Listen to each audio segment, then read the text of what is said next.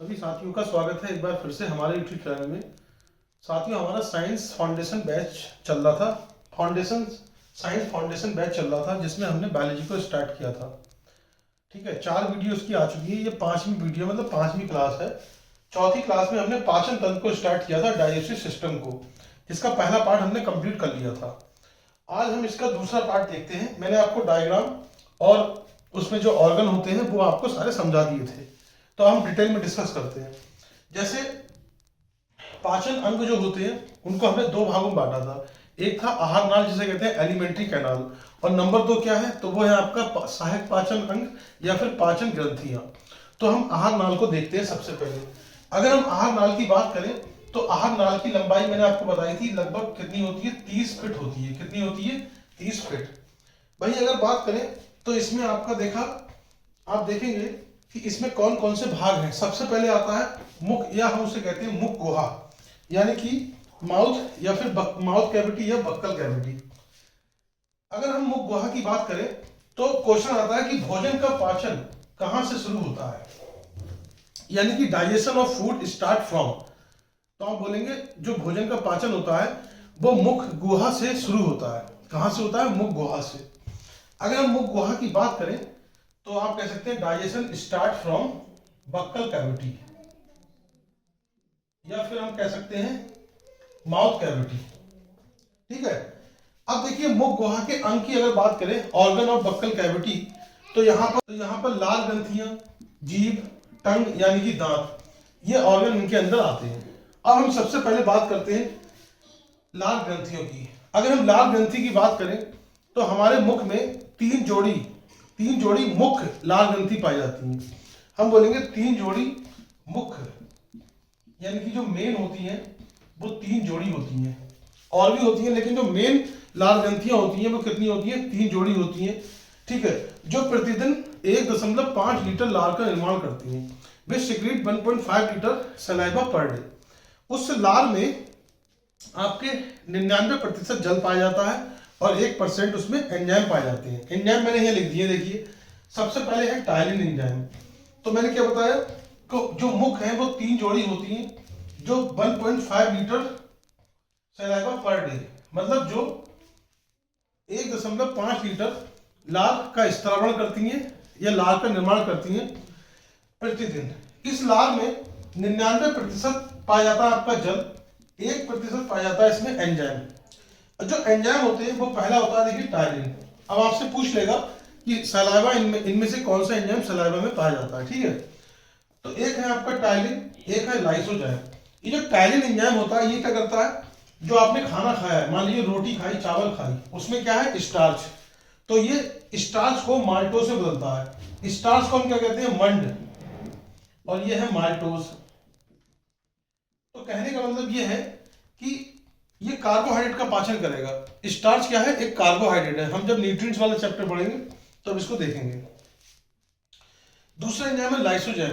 ये लाइसोजाइम क्या करता है? ये भोजन में उपस्थित जीवाणुओं को मारता है, यानी कि जो बैक्टीरिया प्रेजेंट होते हैं फूड में उनको मारता है।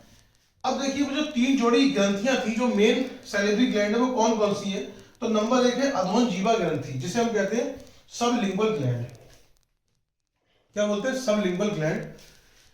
ये हमारी जीभ के नीचे पाई जाती है। कहां पाई जाती है? जीभ के नीचे।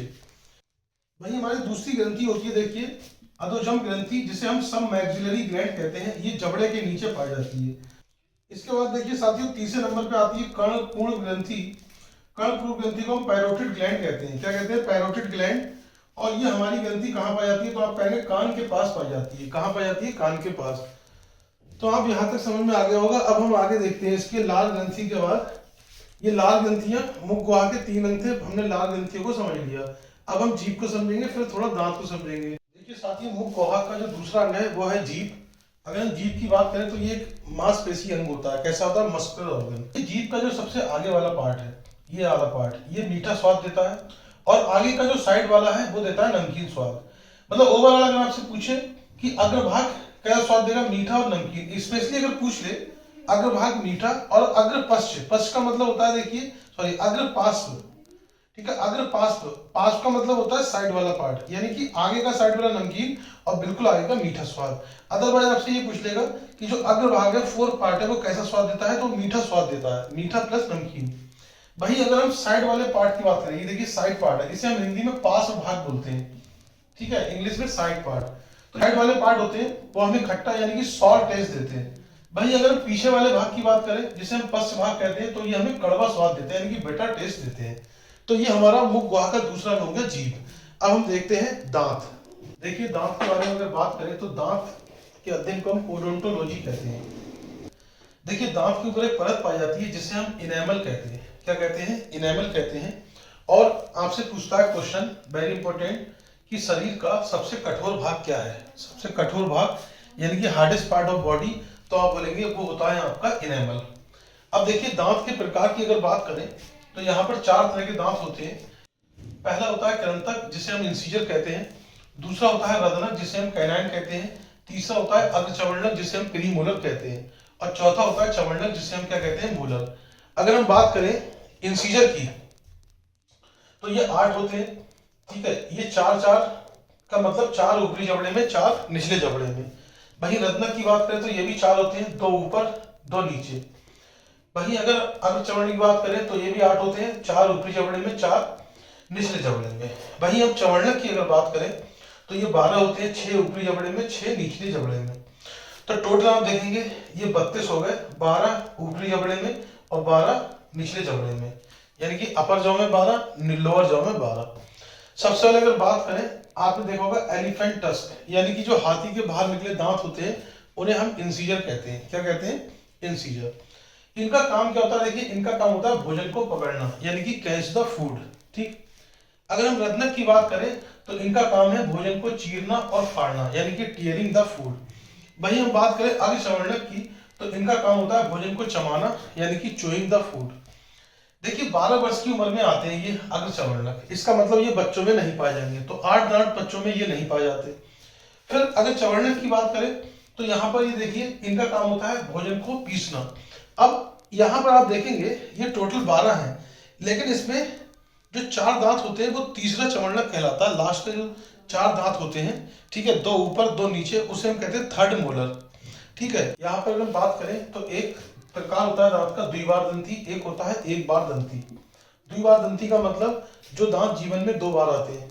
जैसे देखिए मैंने लिखा ICPM, आई का मतलब इंसीजर, सी का मतलब कैनाइन, पी का मतलब प्रीमोलर और मोलर, ठीक है, यानी कि कृंतक, रदनक, अग्रचवर्णक और चवर्णक। तो देखिए यहाँ पर इंसीजर 8 ही होंगे, कैनाइन 4 होंगे, लेकिन एक जो द्विबार दंती यानी कि जीवन में 2 बार आते हैं, उसमें आप देखेंगे जो प्रीमोलर है इसमें प्रीमोलर अब्सेंट होते हैं, और मोलर कितने होते हैं? 8। तो टोटली कितने हो गए? 20। कहने का मतलब ये है कि आप देखेंगे ये वाला दांत 2 बार आएगा, ये वाला आएगा, और ये वाला दांत 2 बार आएगा, लेकिन ये वाला 1 बार आएगा। तो जो 1 बार आएगा उसे हम बोलेंगे एक बार दंती, ठीक है। जो 2 बार आएंगे वो, तो मैंने यहाँ प्रीमोलर 0 इसलिए लिखा है क्योंकि ये 1 बार ही आता है, ठीक है, 2 बार नहीं आते। तो हमने देखा बच्चों में अग्रचवर्णक नहीं पाया जाता। क्वेश्चन बनेगा बच्चों में कौन सा दांत नहीं पाया था? अग्रचवर्णक। तो यहाँ पर आप देखेंगे ये जो 20 दांत हैं इन्हीं को कहते हैं बच्चों के दांत, यानी कि दूध के दांत, चिल्ड्रन टीथ या फिर मिल्क टीथ। समझ में आ गया?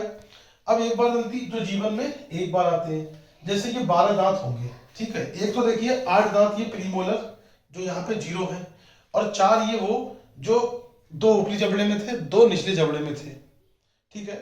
तो 8 दांत कौन से? अग्रचवर्णक और चवर्णक, आखिरी जोड़ी चवर्णक 4 ये। तो ये जो 12 दांत है, ये 12 दांत जीवन में 1 बार आते हैं। समझ में आ गई बात? अब देखिए ये जो आखिरी जोड़ी चवर्णक, मतलब चवर्णक इसमें जो 4 है उसे कहते हैं आखिरी जोड़ी चवर्णक, ठीक है, यानी कि लास्ट में 2 नीचे 2 ऊपर दांत, ठीक। उसके बाद इसे हम तीसरा चवर्णक भी कहते हैं, और ये 18 वर्ष के बाद आते हैं। कब आते हैं? 18 वर्ष के बाद। अब देखिए साथियों, हम जो हमारी आहार नाल थी, ठीक है, उसका हमने मुख गुहा कंप्लीट कर लिया है, जिसमें जीभ, दांत, ठीक है, लाल ग्रंथियां वगैरह थी। अब जो आहार नाल है उसका दूसरा भाग होता है जिसका नाम है ग्रसनी, जिसे हम कहते हैं फेरिंक्स, ठीक है। इस फेरिंक्स की लंबाई होती है 12 सेंटीमीटर, लगभग कितनी होती है? 12 सेंटीमीटर। और देखिए ये भोजन और वायु के लिए उभयनिष्ठ अंग है। मतलब आपसे ये पूछ सकता है कि इसमें किसमें भोजन और वायु दोनों रहता है। ठीक है, इसे हम कहते हैं it is a common passage for food and air. तीसरा भाग होता है देखिए ग्रास नली, जिसे हम ईसोफेगस कहते हैं। देखिए ये जो ग्रसनी है, ग्रसनी से भोजन ग्रास नली यानी कि इसकी सहायता से अमाशय यानी कि पेट में पहुंचता है, स्टमक में। तो आप कहेंगे ग्रसनी से भोजन ग्रास नली की सहायता से कहां पहुंचता है, अमाशय में पहुंचता है। यानी कि food enter to the stomach from pharynx by oesophagus. अब देखिए ये जो ग्रसनी और ग्रास नली है, इन दोनों में भोजन का पाचन नहीं होता है। तो ये लिखा हुआ है ग्रसनी और ग्रास नली में भोजन का पाचन नहीं होता है। इसके बाद देखिए भोजन लिखा है भोजन किरमा-कुंचन प्रक्रिया के द्वारा ही अमाशय में पहुंचता है। तो आपसे ये पूछेगा भोजन जो है वो अमाशय में कौन सी प्रोसेस के द्वारा पहुंचता है। तो एक प्रोसेस होती है जिसे हम कहते हैं पेरिस्टाल्सिस मूवमेंट। क्या कहते हैं, पेरिस्टाल्सिस मूवमेंट, और इसी को हिंदी में कहते हैं किरमा-कुंचन प्रक्रिया। ठीक है साथियों, चौथा नंबर आता है हमारा अमाशय का। अमाशय की बात करें तो हम इसे उदर पेट कहते हैं। ठीक है, अमाशय में भोजन लगभग 4 घंटे तक रहता है और अमाशय में जठर ग्रंथियां पाई जाती हैं, गैस्ट्रिक ग्लैंड्स जिन्हें हम कहते हैं। और जठर ग्रंथियों से जठर रस निकलता है। इस जठर रस में कुछ चीजें होती हैं, जैसे इसमें आपका एक होता है एंजाइम, इसमें हाइड्रोक्लोरिक एसिड, ये सब यहाँ से निकलता है, मतलब इसमें होता है। तो जठर रस का पीएच अगर मान की बात करें तो 1.5 से 2.5 यानी कि ये अम्लीय होता है। ये 1.5 लीटर पर डे निकलता है। कितना निकलता है, 1.5 लीटर पर डे। इसमें जो एंजाइम होते हैं, पहला एंजाइम है पेप्सिन। पहले एंजाइम का नाम क्या है, पेप्सिन। दूसरा है हमारा रेनिन। देखिए पेप्सिन साधारण प्रोटीन का पाचन करता है, यानी कि पेप्सिन डाइजेस्ट सिंपल प्रोटीन, और जो रेनिन होता है वो दूध में उपस्थित प्रोटीन का पाचन करता है। यहां लिख दिया, देखिए ये पेप्सिन है, ये क्या कर रहा है, प्रोटीन को पॉलीपेप्टाइड में बदलता है। ठीक है, यहाँ रेनिन क्या करता है, केसीन को कैल्शियम पैरा कैसिनेट में बदलेगा। केसीन प्रोटीन कैल्शियम पैरा कैसिनेट में बदलेगा रेनिन के कारण। ठीक है, अब देखिए यहाँ पर जो केसीन होता है वो कैसिनोजन के फॉर्म में होता है और वो चेंज हो जाता है कैल्शियम पैरा कैसिनेट में, हालांकि हम केसीन बोल देते हैं। फिर देखिए क्वेश्चन आता है, दूध का जो सफेद रंग होता है वो केसीन प्रोटीन के कारण होता है। किसके कारण होता है, केसीन प्रोटीन के कारण होता है। अब देखिए ये जो जठर रस में HCl होता है यानी कि हाइड्रोक्लोरिक एसिड, ये बहुत इंपॉर्टेंट है। आपसे पूछेगा कि ये पेप्सिन और रेनिन इन दोनों को सक्रिय यानी कि एक्टिवेट कौन करता है, तो आप कहेंगे पेप्सिन और रेनिन को सक्रिय करता है कौन, ये हमारा HCl। यानी कि जो हाइड्रोक्लोरिक एसिड है इसका काम क्या है, to activate pepsin and rennin. ये जो पेप्सिन होता है वो पेप्सिनोजन की फॉर्म में होता है और जो रेनिन होता है वो प्रोरेनिन की फॉर्म में होता है, और जब HCl इसको एक्टिवेट कर देता है तब ये पाचन पर काम करते हैं। दूसरा फंक्शन है HCl का यानी कि हाइड्रोक्लोरिक एसिड का, ये अमाशय में भोजन के पाचन को अम्लीय यानी कि एसिडिक बनाता है। कैसा बनाता है, एसिडिक बनाता है। तो आई होप यहां तक आपको समझ में आ गया होगा। ये हमारा क्या हो गया, अमाशय। अब नंबर 5 है छोटी आंत। अगर हम छोटी आंत की बात करें तो इसकी लंबाई कितनी होती है, 22 फीट होती है। कितनी होती है, 22 फीट। देखिए कई क्वेश्चन बनते हैं यहाँ से, जैसे छोटी आंत में भोजन का पाचन और अवशोषण दोनों होता है। ये अवशोषण क्या होता है, जब पचा हुआ भोजन रुधिर में मिल जाता है तो उस प्रक्रिया को हम अवशोषण कहते हैं। देखिए ये लिखा है भोजन का सर्वाधिक पाचन, यानी कि आपसे क्वेश्चन पूछेगा भोजन का सर्वाधिक पाचन या भोजन का अधिकांश पाचन कहाँ होता है, तो आप कहेंगे छोटी आंत में। इसके 3 भाग हैं। देखिए यहाँ इसके पहला भाग है ग्रहणी, दूसरा है मध्यांत जिसे जैजुनम कहते हैं, ग्रहणी को हम ड्यूडेनम कहते हैं, तीसरा है शेषांत जिसे हम इलियम कहते हैं। तो ग्रहणी को पढ़ेंगे, ये ज्यादा इंपॉर्टेंट है। देखिए ग्रहणी में क्या है, यहाँ पे लिखा है कि इसका जो आकार है वो कैसा होता है, वो यू शेप का होता है। कैसा होता है, यू आकार का। यानी कि भोजन का सर्वाधिक पाचन यही होता है। छोटी आंत में भी पूछे भोजन का सर्वाधिक पाचन कहाँ होगा, तो वो कहाँ होगा, ड्यूडेनम में। देखिए यहाँ कह रहे हैं ग्रहणी में पित्त रस, इसे बोलते हैं बाइल जूस, कहां से आता है, पित्ताशय से। पित्त रस को हम कहते हैं बाइल जूस। पित्त रस को क्या बोलते हैं, बाइल जूस, और पित्ताशय को कहते हैं गॉल ब्लैडर। तो यह कह रहे हैं कि ग्रहणी में पित्त रस पित्ताशय से और अग्नाशयी रस, अग्नाशयी रस का मतलब होता है पैनक्रियाटिक जूस। कहां से आता है? अग्नाशय से आता है। अग्नाशय का मतलब पैनक्रियास। कहां आता है? गृहिणी में आता है। कह रहे हैं और दोनों गृहिणी में मिलते हैं, तब ये अपना पाचन की क्रिया करते हैं।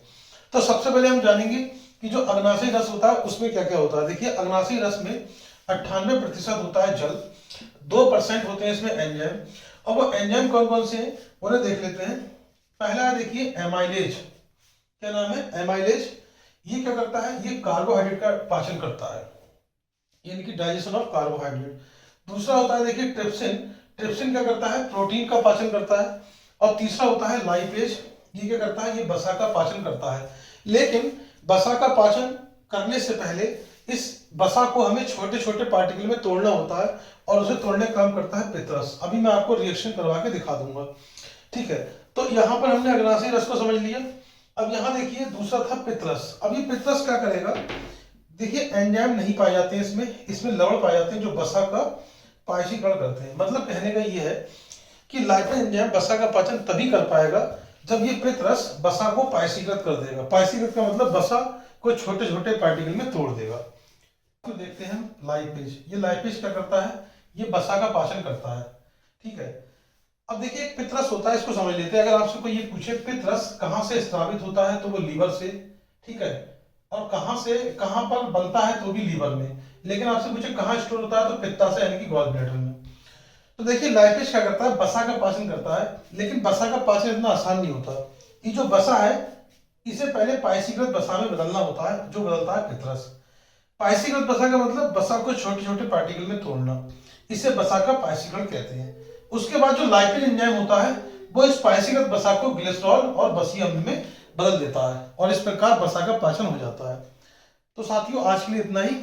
पार्ट 3 में हम इस चैप्टर को कंप्लीट कर लेंगे। अगर आपको वीडियो पसंद आए तो चैनल को सब्सक्राइब कीजिएगा, ठीक है। वीडियो को लाइक कीजिएगा, शेयर कीजिएगा। मिलते हैं अगले वीडियो में। Thank you very much.